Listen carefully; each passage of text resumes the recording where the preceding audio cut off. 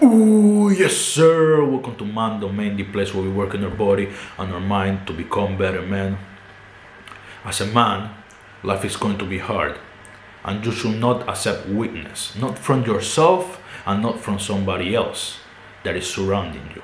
Because life is always beautiful, it's always good, as long as you're surrounded by your family, you're surrounded by your friends, you're surrounded by things that you love and people that don't want to harm you.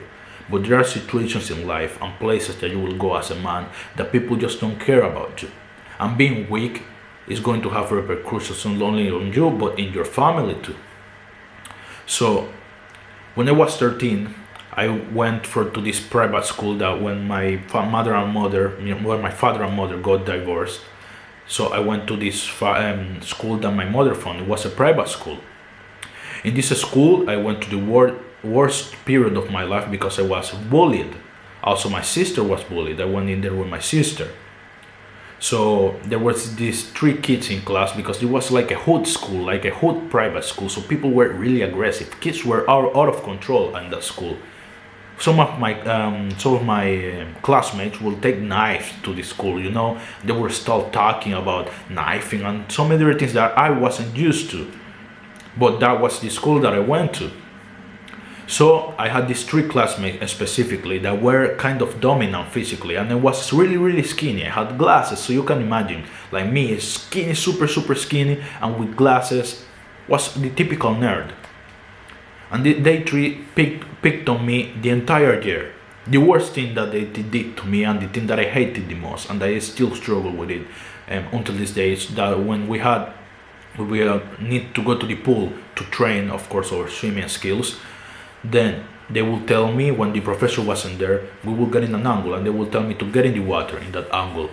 And they will tell me, get under the water. If you come out of the water before we tell you, we're going to hit you. And guess what? They will never tell me when to come out. So every time I was out of breath, I would go out and they would stop slapping me. Not hard, they never left mark in my face. But it was all about the disrespect. The being able to disrespect me, the slaps were all for the disrespect. And I sometimes have images of that arise to my mind, but I do my best to overcome them. So I went to this period where I was really, really weak, and after experiencing that amount of hardship when it comes to bullying, and my sister also was heavily bullied, we decided to stop going to school. That we didn't want to go anymore because we were traumatized of being in a school that was so much chaos, and me and my sister were not aggressive people. So what we did is that we took the bus from my grandmother's house, where we slept, and then instead of going to school, we will go to our mother's house. We will of course exit with our uniforms, so they thought we were in the schools. And at our mother's house, my sister called the school and said that that we were having this sickness where I don't remember the name, but it's like dots that start to appear all over your body and it's contagious, right? So my sister called and said that my mother was working and she could not call, and she told her to call. So my sister called, said that, and the school was okay, fine, no problem, see you next month. So we did that for an entire month. After like 1 month and 1 week or 2 weeks, one day we pick up the bus, and when we're going to school, the one of the professors gets in the bus and he sees us. He makes contacts with us. So in my mind, I think that he thought, okay, this is the first day they are coming back to school. But no, we didn't went to school. We went back to our mother's house. And the professor decided to call that day. He called my mother and said, well, they haven't been coming from a month. We know they are sick with this, that. My mother said, what? They are not sick. So a big chaos come up. They called my father even. My father came there. They were not interested in hearing the excuses that we had. They were not interested in hearing that I was being bullied, or that my sister was being bullied, or that they were hitting me, or that I was making extra homework because I even made the homework. They weren't interested in listening to me or my sister. They just only wanted to listen to the professors, right? My father got extremely angry. I was like in a bad place, like in 7 different signatures. Like it was a complete chaos. This big trauma following me through the following years. I felt weak. Every single year I felt weak because of that one year where people just step up on me and I didn't know what to do. I didn't know how to get out of my situation.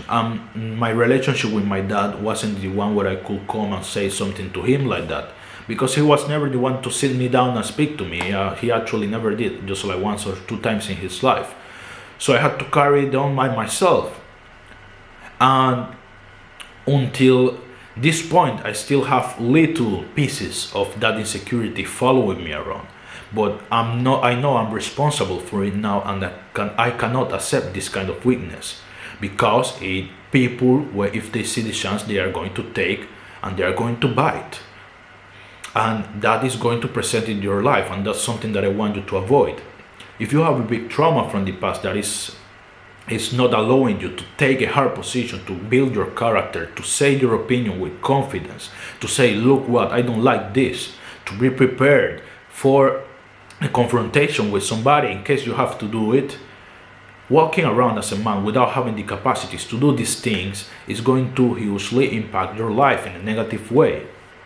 The amount of confidence that you have, that you want, just at least know how to pack a punch. I'm not saying that you need to walk around punching people, no, but just at least know how to make one, how to deliver a good one, and how to dodge one if you want to. You pick it with the dodge, and then you follow with the right hand.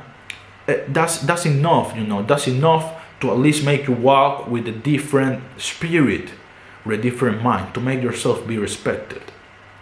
And let me tell you, like I was saying before, if you don't do it, it's fine. You can remain physically weak because you say, yes, I am smart, I am smart, I am smart. But not every single time people are going to respect the rules. What we do when we say we're smart and we don't want to focus on our physical capacities, we don't want to learn how to fight, when we say, no, I'm smart, is that we are hiding behind the rules of society. We are hiding behind the rules that say, he cannot hit me because I can sue him. He cannot hit me because I can call the police. He cannot hit me, he cannot do that because there are rules and laws that say that he cannot do that. So we hide behind these rules. But there are some people that don't give a fuck. They are going to come to you and they don't give a fuck about the law, they don't give a fuck about the police, and they are going to fucking hit you. And how you answer to that situations is going to determine the safety, not only yours, but also of your family. So that's what I'm trying to speak about here. Weakness is not acceptable because some people just don't give a fuck about the rules of society that you're hiding behind. If you keep hiding behind those rules, then in the future, maybe, you might never encounter a situation like this. If you never do, God bless you. But if you are the person that, for some reason, got into some messed up situation and you ended up confronting a situation like this, it's better just to be prepared. It's better just to be prepared. And I don't want to get into the whole relationship thing where the woman cannot defend the man or anything. It's not about that. Here I'm talking about you as a man, and I think that at least you should know how to defend yourself and how to defend your family, if possible. If possible for you. At least if you can, you should get in the floor and do push-ups and keep your body in a good shape. Being smart is not always going to be everything, because some people don't respect the rules. So that's what I'm trying to say, that we have to overcome physical and mental weaknesses. Of course, being also strong as fuck physically, but being weak mentally is also something that you're going to pay in the future. Because there are some really pretty smart people that can manipulate other person into doing things. And if you're not smart, you're going to get manipulated. And it will be too late when you find out that you were manipulated. And this happens a lot in crime groups. When there is a smart criminal and he becomes the head of the group, it's easy for him to manipulate others into doing things that he doesn't want to do. Why? Because they are weak mentally. They cannot see the world picture, the entire picture. So we as men need to work in improving our physical and mental capabilities. We cannot accept weakness as men, because it can have repercussions on our families and on ourselves. And I don't know if you're the type of person that you prefer your woman to do it or your son to defend you and your mother. I don't know how you want to do it, but I'm speaking about me, I'm speaking about you. And I think that this is the way to be, that we cannot always rely on somebody else defending us, that we should at least have that one basic capacity to just throw one to just feel confident because you know, well, if something happens, I know I can throw 1-2. Maybe I cannot dodge pretty well, but that 1-2 I can throw it. So I can walk with confidence. I can speak with confidence. If they decide to not follow the rules, I'm here. I'm ready. Of course, if you can avoid it, it's better. I'm not trying to promote violence. If you can avoid it, it's 100% better. But if they do not want to respect the rules, you're ready, and that's what we're trying to accomplish in here, giving you that readiness, that confidence. So if you're carrying a luggage from the past because maybe you were bullied or maybe so many people put stones on top of you and you could not get out, you have to take responsibility of that right now, and you have to overcome it, because if not, it is going to have consequences in the future. And as you know, thank you for watching. See you in the next one.